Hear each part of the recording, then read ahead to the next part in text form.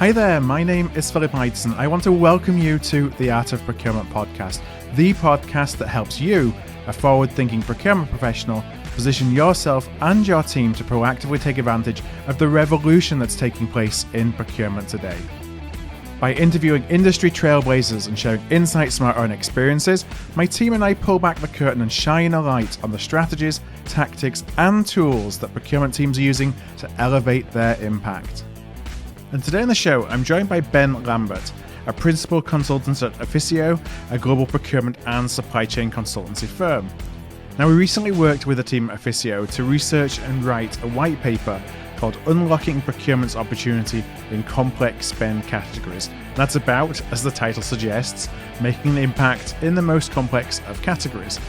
Now, in the pod, we discuss the characteristics of complex spend categories, how procurement can position themselves to play a key role in the management of this spend, and then strategies and tactics to drive the biggest impact. Now, before we start, I'd actually recommend you hit pause, think of a couple of high complexity sourcing areas or categories that you have responsibility for, and then listen to the pod with those categories in mind. There's lots of ideas that transcend spend categories in our discussion.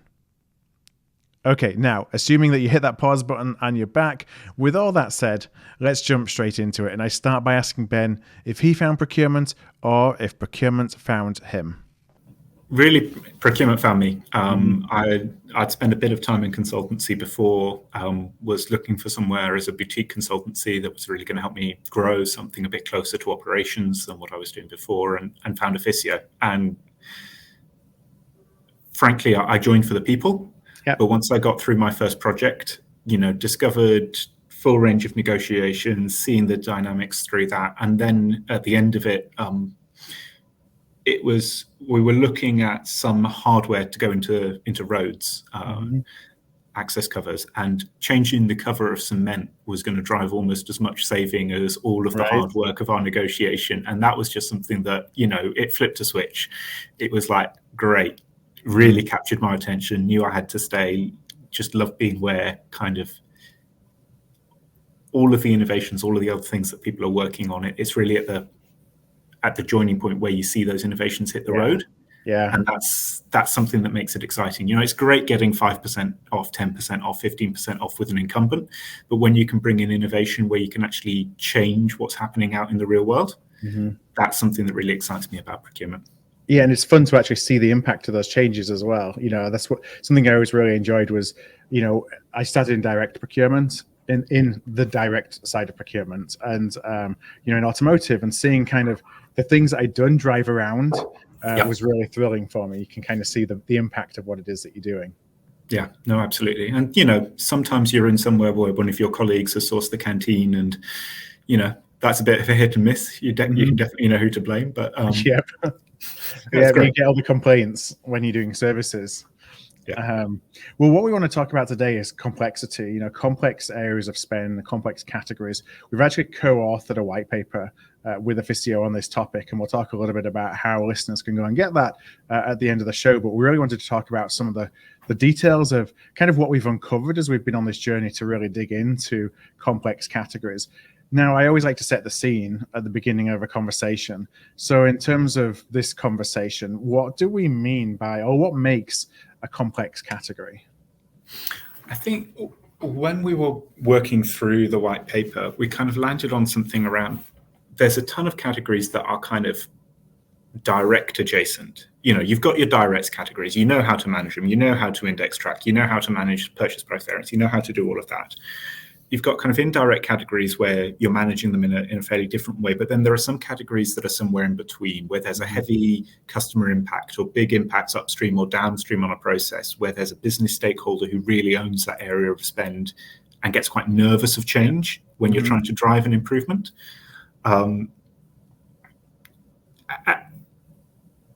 therefore, those are the areas where procurement can often get a bit of a cold shoulder, a bit of a, how are you going to add value to this spend? How are you going to build something beyond what we've got? How are we going to know that you're not going to break anything when we let you in? And therefore, you need to get into something both a bit more bespoke, but also something that understands more of your business objective or speaks more to your business objectives in order to deliver a bit of a step change in results. So it's those kind of areas that aren't necessarily traditionally within the core of what procurement is managing, either because they're super business critical at the direct end or because they're a bit more routine on the indirect side. It's those areas where it's a bit more of a wilderness, a bit more of a business stakeholder taking a lead to deliver something that's exactly right for their area and trying to find a way to take those to the next level. What you said, something that you said resonated with me, which was around not breaking things. Stakeholders are always afraid that we're going to come in and break something, or that we're going to be the steamroller, that takes them away from doing it perhaps the way they want to do it, or the way they've been used to do it, or breaking a supplier relationship that they've nurtured for a long, long time.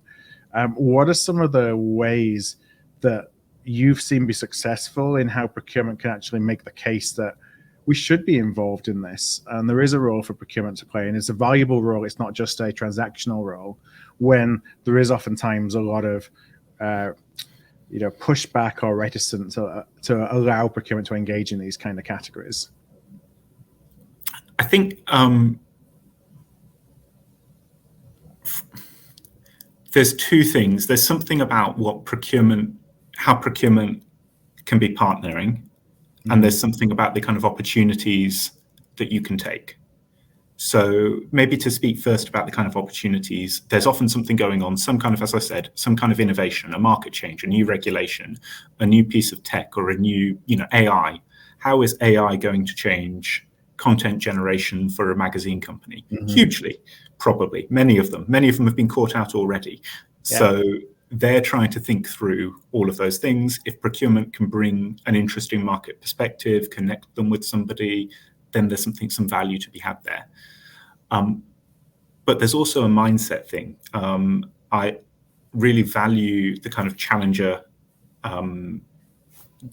sales model. Yeah, something that procurement should really be embodying. It's a deep understanding of what your business objectives are, what's the context of the client, the internal stakeholder who you're dealing with, and showing them something about their business, bringing something to life for them that helps them to see that the world could be different. Yeah, getting people excited about the opportunity rather than fearful of the risk on the downside. I mean, frankly, it's easiest where the existing supplier is causing a pain. If I think about fleet teams, for instance, the number of times that I go into a fleet team and I hear about downtime and lead time and things not getting back to us and things being off the road and vandalism and therefore there is an appetite to hear about what others are doing and how others are solving the problem. Yeah. And if you can package that up in a way that they can see the way across the bridge, there is an opportunity there. And it's very similar in other categories to kind of take all of the complexity and all of the noise and crystallize a couple of, okay, but these three things we could fix. And here's a couple of ways that we could go about trying to fix them. Yeah, the challenge itself is a lot about education, isn't it? Like you say, educating, inspiring the art of the possible.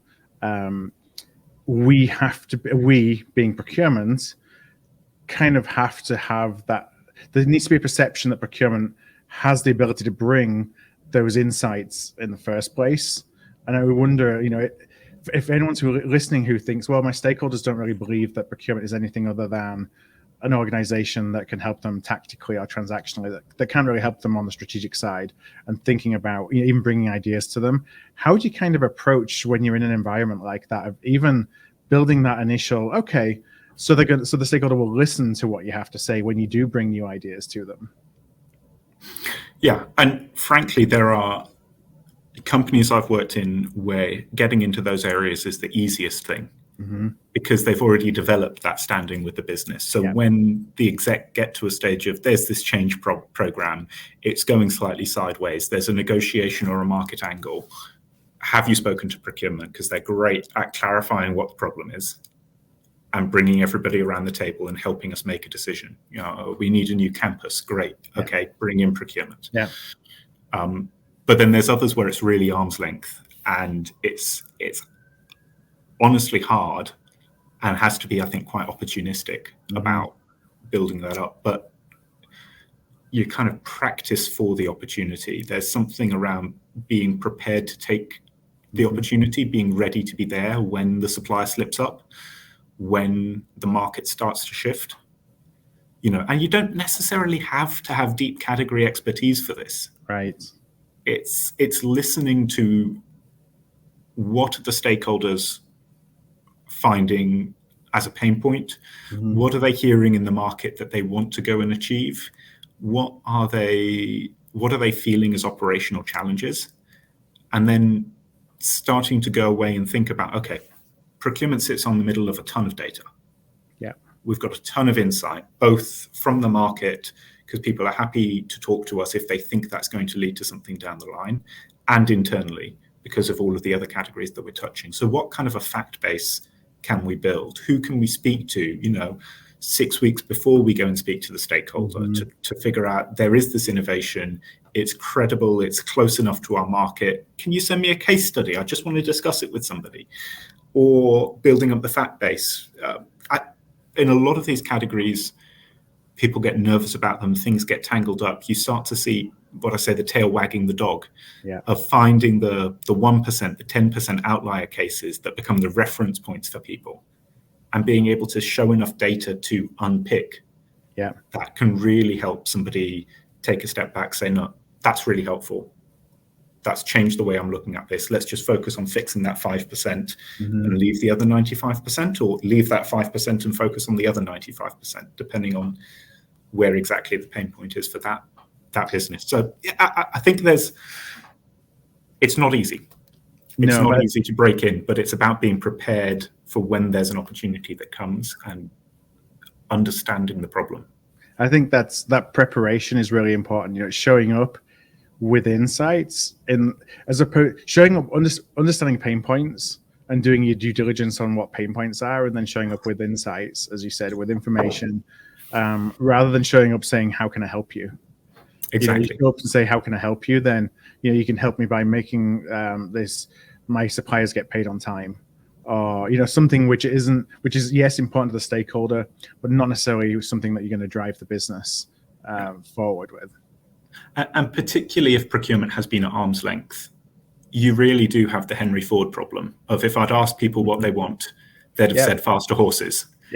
Unless we can show up in a way that is going to show people that there is some innovation out there, that there is something that they're missing out on, do half of the salespeople's job for them, but also help people see that there is a way that they could be doing something much better. Frankly, we deserve to be benched in some of these categories. Now, do you lead with a story, or do you lead with data? I think in these categories in particular, you have to lead with a story, because there is bound to be something that you've missed in the data. There is bound to be a complexity, a foible, or something else, and you can spend a lot of time discussing it. But very often,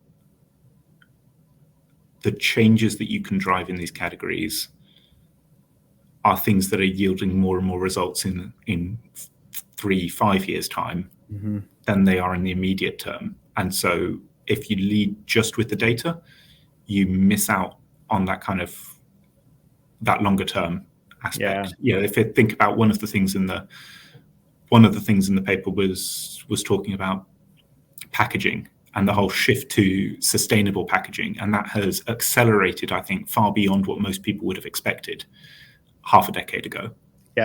And there are so many more options and so many more innovations out there. And so if you were to just sell people on the data, there are products in the market already that could fit 60% of what we are shipping out. That's great. But if you sell people on the vision of, we could get to zero plastic or zero to landfill or something like that, then that enables people to kind of come back and you still bite it off piece by piece. You still use the data to inform exactly what your strategy is.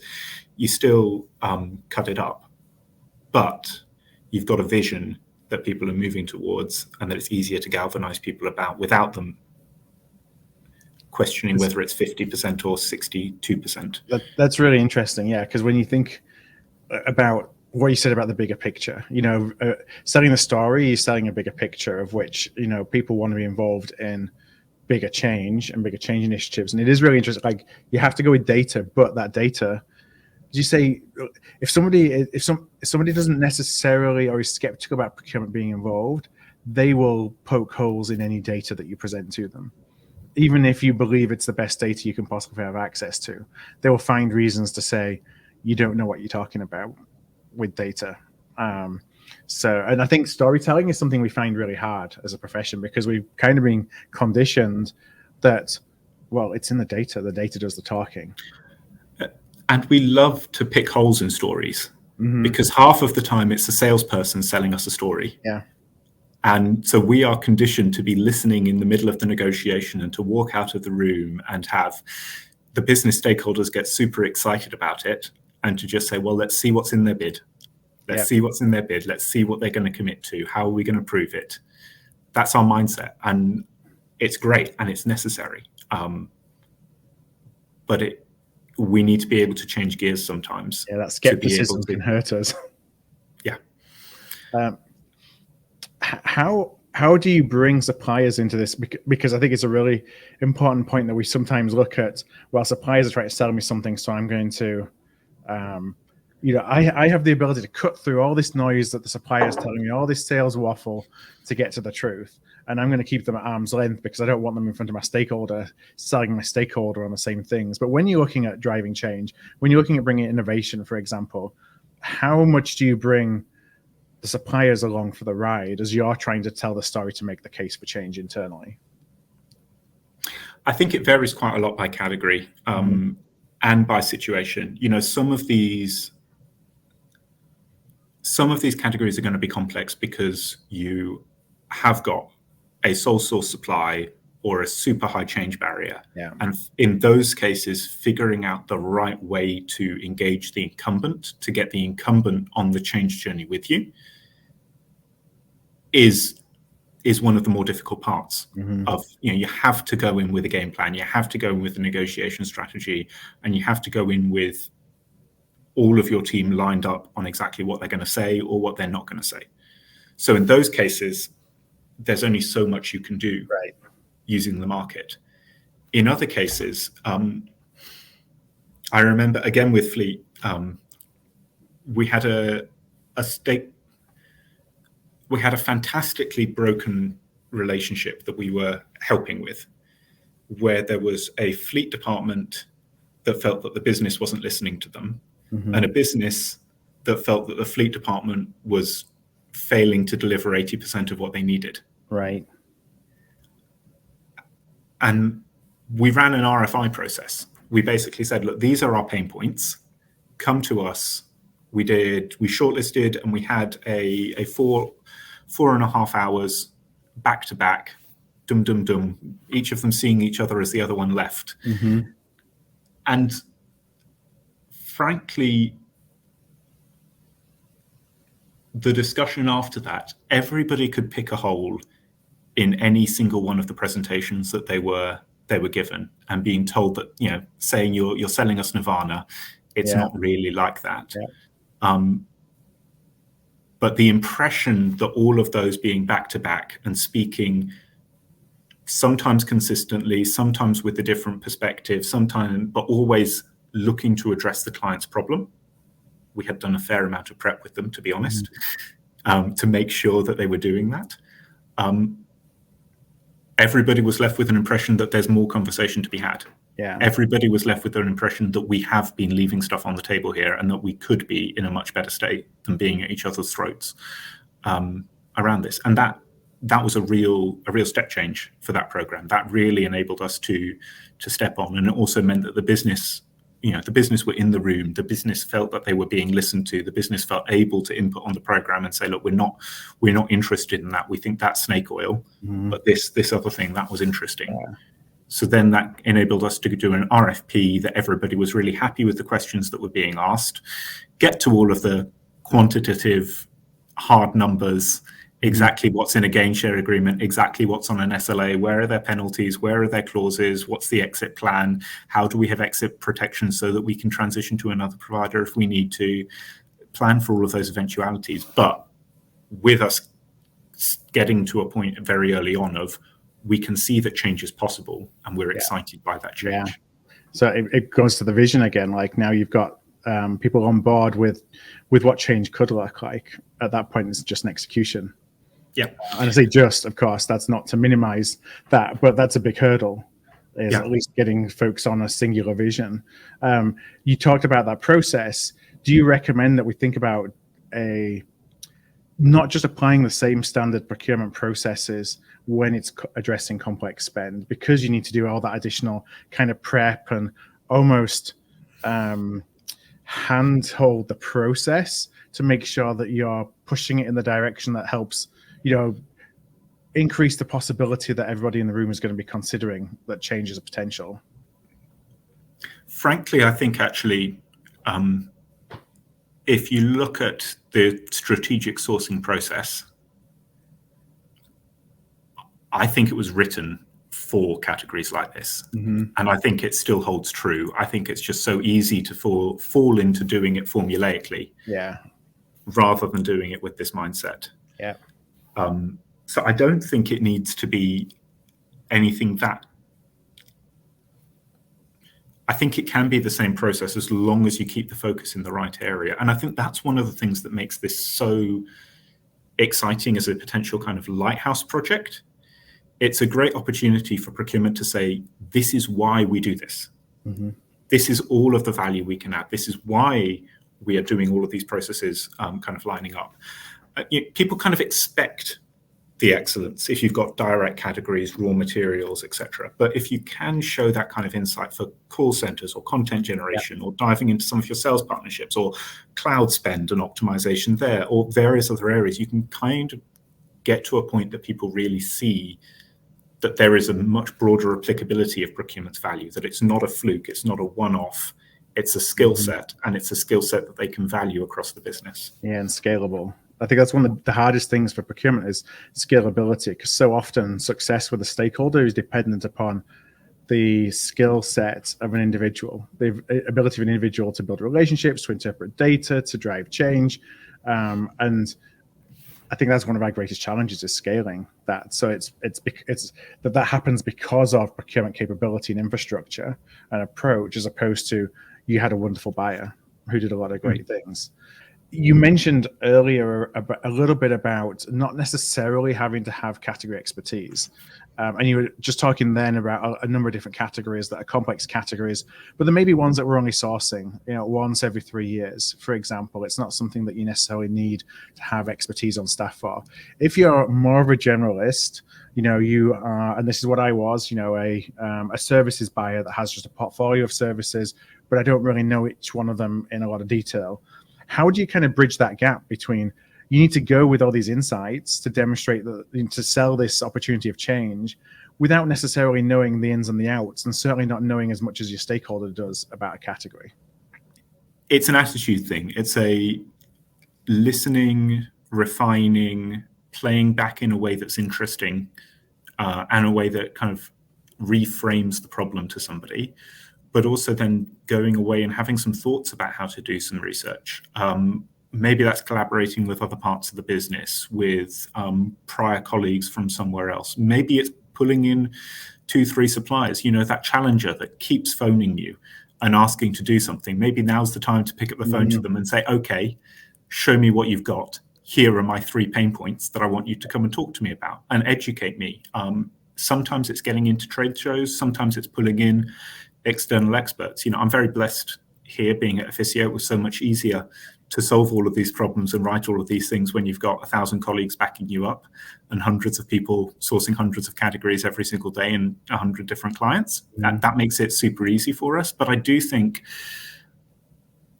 that we've seen this continue to be driven within companies that we've worked with people who we've worked with over the years who've moved from one place to another. And it's around having that challenger attitude. Yeah. And then knowing how to do your research and fall back on that so that you can kind of keep bringing a little bit of an insight. It doesn't have to be you that is the expert. It can just be, I've seen this perspective. What do you think? You mentioned this. How does this fit into it? Ask good questions. Why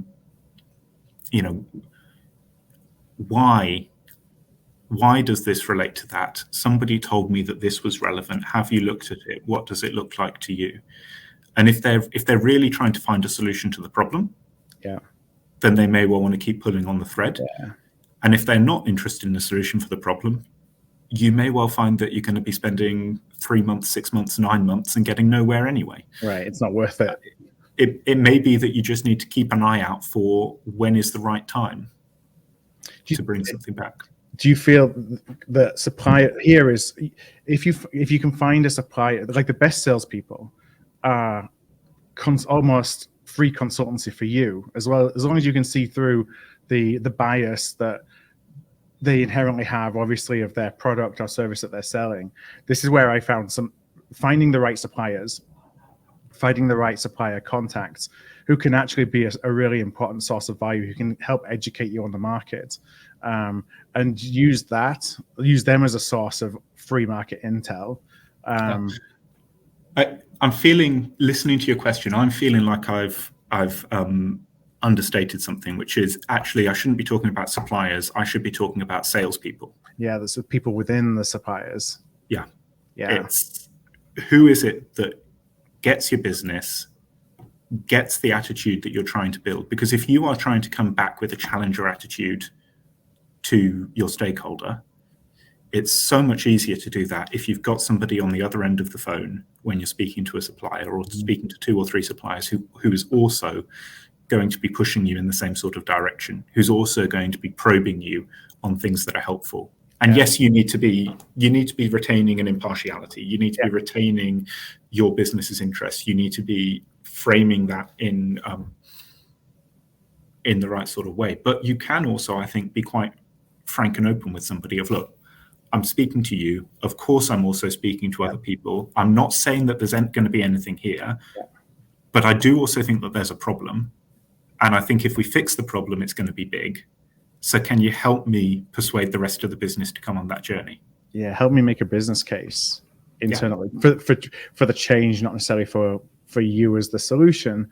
And there are some suppliers that are some salespeople that will do that, and there's some salespeople that won't. But then I always felt like, because I've been through that when I was on the buying side, I've been through that process many times with salespeople for companies that ultimately weren't selected, but then those become the best salespeople again, realize that it's a long game.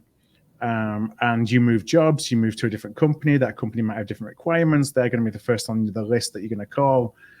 So I kind of take that investment of time to help you, and finding the right salespeople, I think, is a great source, just as long as you filter out, or you make sure you have that filter for insights if you don't have access to that expertise yourself. Yeah. And there's also, other ways that you can find it, kind of consultancy type sources, expert networks. Mm-hmm. There's a ton of white papers that if you're able to read critically, you can get a fair way towards working out what's driving an industry. Mm-hmm. But it is really helpful to have somebody that can be a bit of a sparring partner from you, who's got an interest in getting the business interested in solving this problem. When we think about complex categories, then the nature of their complexity means that the outputs, the impact that you have, is not necessarily, it's just a cost savings conversation. I mean, we want to drive past cost savings for everything, never mind just complex categories. But do complex categories provide greater opportunity for procurement to come to this with a kind of value beyond savings approach? Absolutely. I think if you're not doing some sort of total cost or total value analysis in these categories, you're almost certainly missing a trick. I'm thinking about a contact center that we did, which was a revenue retention was a key metric for them, as it is in so many industries that have got a kind of large amount of contact centers. And it's easy enough to do a contact center RFP and benchmark agent costs and do a little bit on how exactly you're onboarding and make sure that they're going to onboard you correctly. But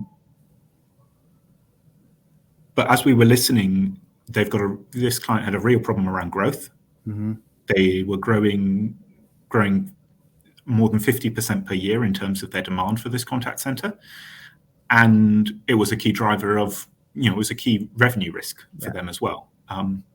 So for them, the quality of the output was absolutely the number one thing that they needed to be driving.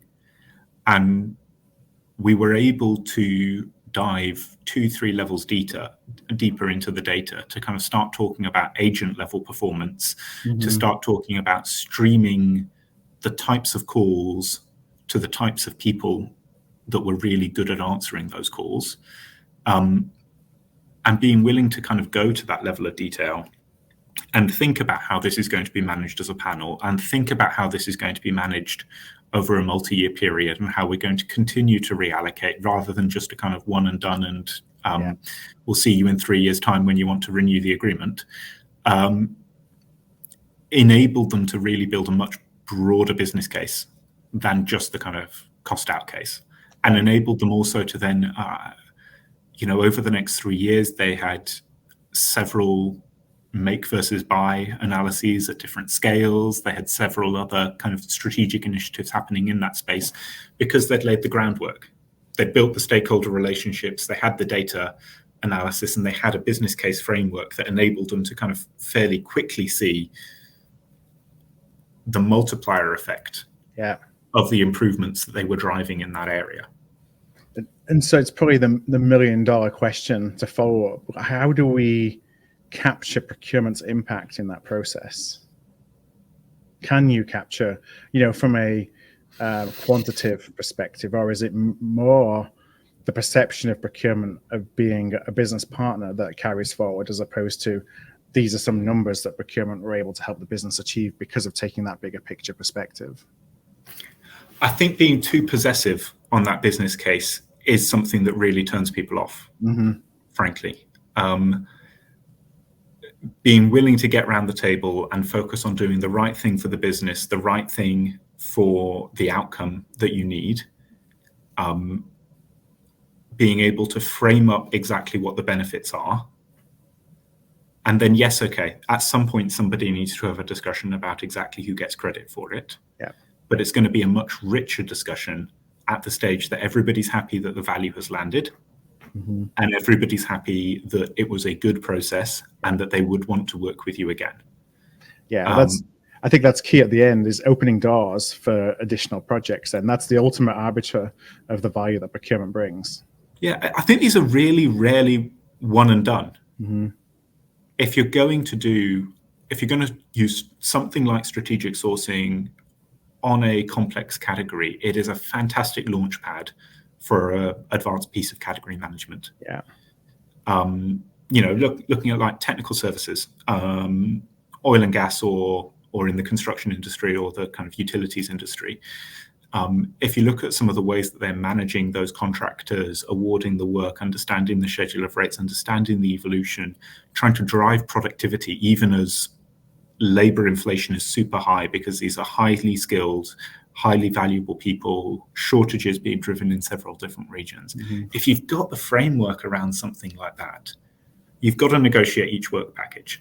You've got to negotiate each other thing, but you're also trying to drive these kind of macro scale improvements on permitting, on getting people safely onto site and managing the risk appropriately through that. That's not the kind of work that you want to put in and then leave on the shelf. That's work that's going to continue to lead to value. And I think if procurement can be getting to the stage of facilitating that process for other people, you don't even necessarily need to be driving all of the work, but don't walk away just as you think the battle's won. Stay engaged, and I much prefer the cultures where everybody's signed up for a single savings target across the business, and there's not a debate about this is procurement and this is the business. But if that's the case, make it so that they want you there next year. We talk about procurement as a business, operating as a business within a business. And at the end of the day, you can't rely on mandate or process or policy or anything like that ultimately you need to be providing a value that somebody wants to come back and use again. And Exactly. That's the ultimate determinant on whether you're bringing value to an organization or not. Now, when it comes to post-contract support, which is really, what you're talking about in terms of, don't just drop it when you think, okay, the contract has been signed, we'll go on to the next thing, which I know a lot of organizations do, often because either their process is built to require it or their bandwidth is as such where they're finding themselves just churning out RFP after RFP after RFP. From a minimum perspective of staying involved, would that just be, facilitating QBRs, for example, just kind of staying in the game so that you're visible? Or how can we think about that? I want to ask it from a perspective of an organization that doesn't necessarily have the bandwidth to drive true supplier management post-contract signature. And I've got a ton of organizations, even where they do have the bandwidth, where they've cut the process in the middle. Yeah. Where they've got a strategic sourcing team and then they have a contract management team or a supplier relationship management team, and it's two separate people and they've not necessarily been on the journey with them. And frankly, I talked about the importance of the story.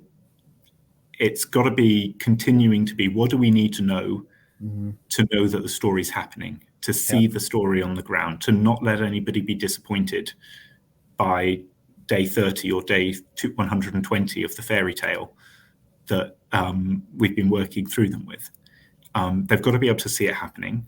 There's got to be some measurements in place that will be part of the QBR. But if you lose sight of the story, it's going to be so much easier for that to go sideways, and it's going to be so much harder to reset the supplier. If you can get the supplier to be signed up to the story, then that's a great tool to bring them back, to call in the exec, have an exec level to exec level type discussion and say, you said this to us. We sat in the same room and you said this to us. It's going sideways. How will you help? And if we don't help people keep that continuity of the story, the QBRs are going to rapidly lose a ton of meaning. Yeah. So what I would... Great point.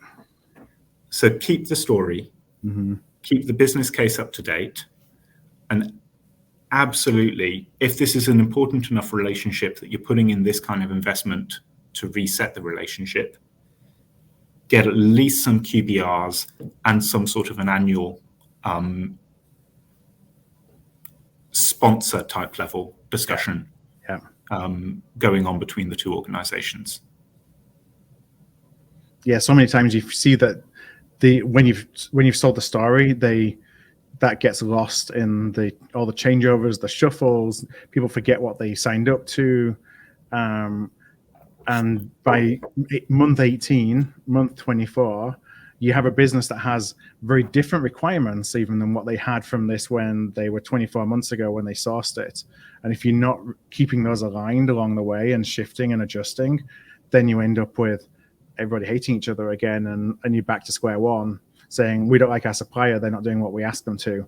What can we do about it? And you end up having to repeat the process again.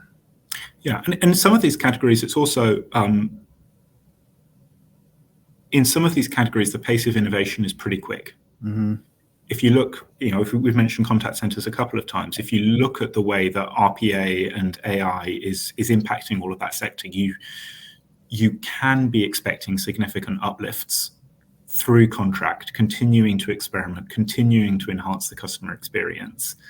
And so it's likely to be that you've got to kind of build the first layer and then start building the second layer and keep having a vision of the roadmap and how that's going to continue to develop through that time. And that applies there. That will apply across half a dozen other categories. It's hard to stay static in some of these categories. So it's having a consistent vision of, firstly, what is value for your business? What is the basis of this business case? And what's the narrative that everybody's bought into in terms of trying to achieve that? It's procurement as a business change engine, fundamentally. Well, Ben, I think that's a great place to leave the conversation. So first of all, I want to thank you so much for joining us and for just sharing some of your insights and some of your experiences around managing complex spend categories. Now we have the white paper. We talked about that at the very beginning. It's called Unlocking Procurement's Opportunity in Complex Spend Categories. And I'm just kind of flicking through it right now because there's a number of case studies. We have case studies in waste management. We have packaging. We have food production. There's examples in media and creative content. And structured revenue in another waste management. We have a fleet example in there. So lots of different examples of complex categories that I would encourage anybody to go and take a look and take some ideas and learnings about how to apply those to your own categories. So we're going to include a link to that white paper in the show notes for today's episodes. The show notes, I'm going to include, Ben, your LinkedIn profile as well, if anybody would like to reach out and connect you directly. That's just going to be artofprocurement.com/podcast. If you want to go straight to the paper, all of our white papers and resources, it's a simple URL. It's artofprocurement.com/resources. So, Ben, with all that being said, I want to thank you again for joining us today.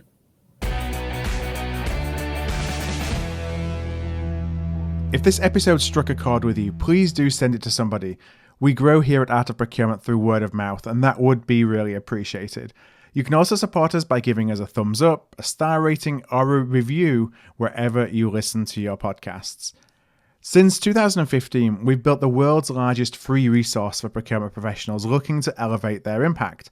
Our resources span podcasts like this, videos, blog posts, papers, and events. To join us on the inside and to ensure you never miss an episode, a webinar, an event, or a post, please do subscribe to our weekly newsletter, This Week in Procurement.